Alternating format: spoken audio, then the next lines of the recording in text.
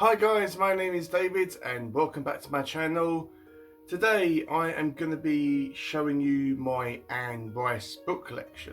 But before I go any further, please do not forget to subscribe, ring that bell and give this video a thumbs up.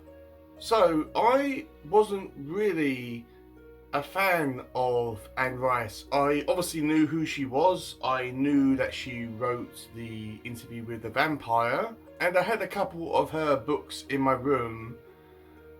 But when I found out about her death, it was about 2, maybe 3 AM over here in the UK, and I was on YouTube. I can't remember exactly what I was doing, but I found out about her tragic passing.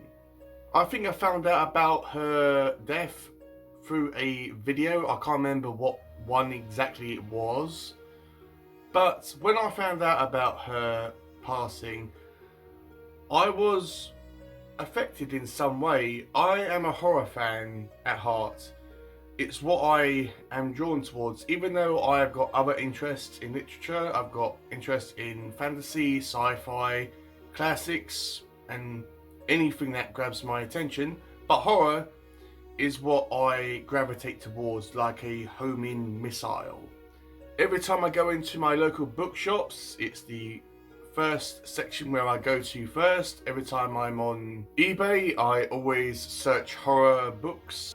I don't check it all the time, but I check it on a fairly frequent basis. So as I said, when I found out about Anne Rice's death, I was affected in some way because of me being a horror fan.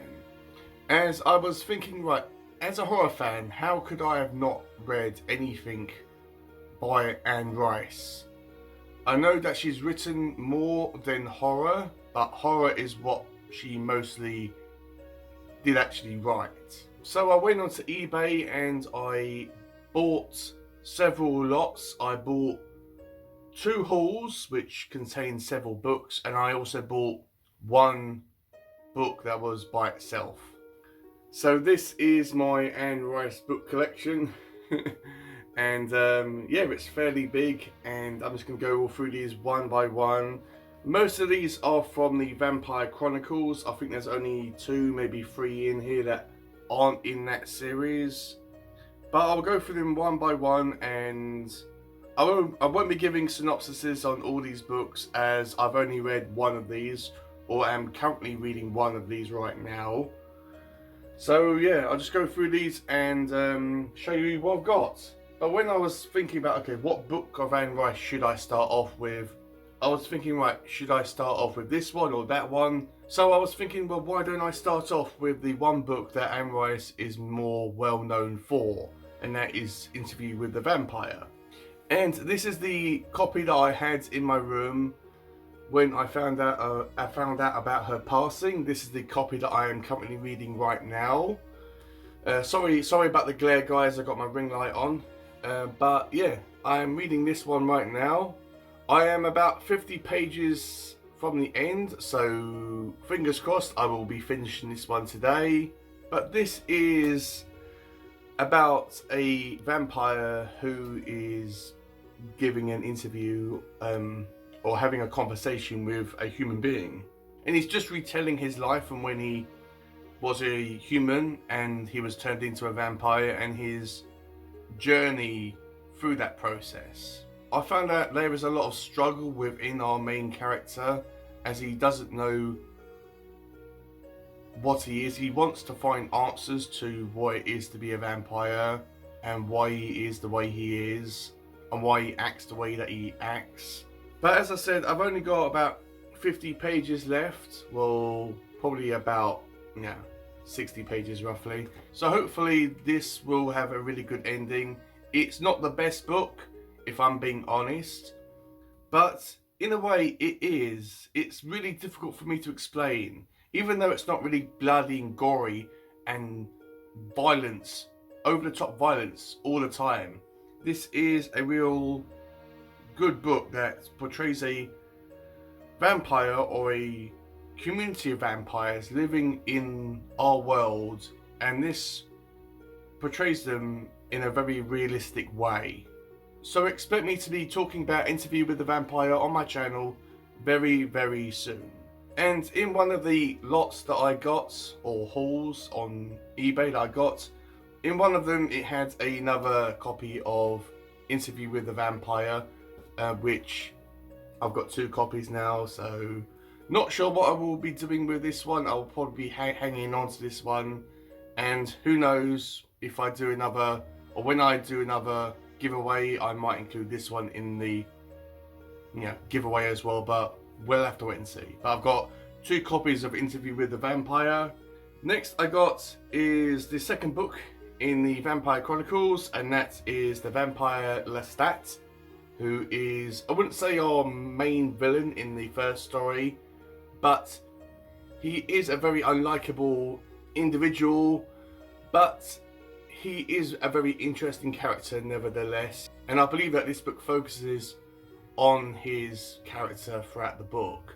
So I will be extremely excited to read this one very, very soon. So I'm excited to read the Vampire Lestat. Next I got is the third book in the Vampire Chronicles, and that is The Queen of the Damned. I thought that this was the second novel in that Vampire Chronicles series, but it turns out that this is the third novel. Don't know much about this book. I do know that it obviously has a Queen of the Vampires, which is trying to control other vampires. I'm not sure, but yeah, I'm excited to read this one. Next we got another Vampire Chronicles book, which I'm not sure where this falls, but this one is called Maverick, and I absolutely love that cover. I haven't read any of the synopsises on all these books because I want to go into them blind. But yeah, not sure about what this one is about. Maybe a character in the Chronicles that's actually called Maverick. But yeah, this one I will get to at some point. I think I will focus on the Vampire Chronicles books first, and then at the end I will leave the books that aren't in that series to the very end. So the next one I've got is Prince Lestat and the Realms of Atlantis. So yeah, this obviously follows Lestat, and yeah, this looks really cool. I'm really pleased about all these books. Again, not sure what this is about, but I will get to this one eventually. I'm not entirely sure whether I will be reading the Vampire Chronicles in order. Obviously I will read the first 3 in order, but outside that I do not know whether I will be reading the rest of these in order. I mean, let me know if you can read the Vampire Chronicles books out of order if they're standalone books. But with the Prince Lestat and the Realms of Atlantis, I am intrigued to read this. This next one, apologies if I say the title wrong, but this one is called Blood Cantle, or Cantle, or whatever. Yeah, you can read it there. But yeah, I like this cover. It's very simplistic and very shiny. Doesn't like my ring light at all. But yeah, not sure what this is about. Not sure if this is a good one. I'm sure these are all good. But yeah, that's one I've also got. Then the last book from the Vampire Chronicles that I have is one that I wasn't expecting to be this massive, but this one is called Blackwood Farm. So again, this is the same sort of cover design as this one, and it has like a little light bulb picture there with some butterflies and some insects flying around it. I will probably mentally prepare myself for this one, as it's the biggest here that we've got, with over 770 pages for my copy. So yeah, it's just gonna take me a while when I read this one. So that is the Vampire Chronicles books that I have by Anne Rice. These next ones aren't from that series as far as I'm aware. The first one is Servants of Bones, and this was the second book that I had in my room when I found out about Anne Rice's death. And I did read the back of it, but that was a while ago. Not sure what this is about, but it's a smallish book. So yeah, I'll be able to read this one fairly quickly. So yeah, that should be a fun ride. Next I got, which was in another haul on eBay, and that was Violin.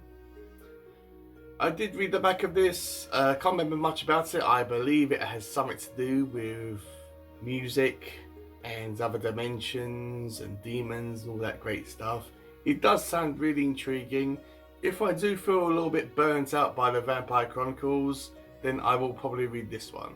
And the last book that I have in my Anne Rice book collection is The Wolf Gift.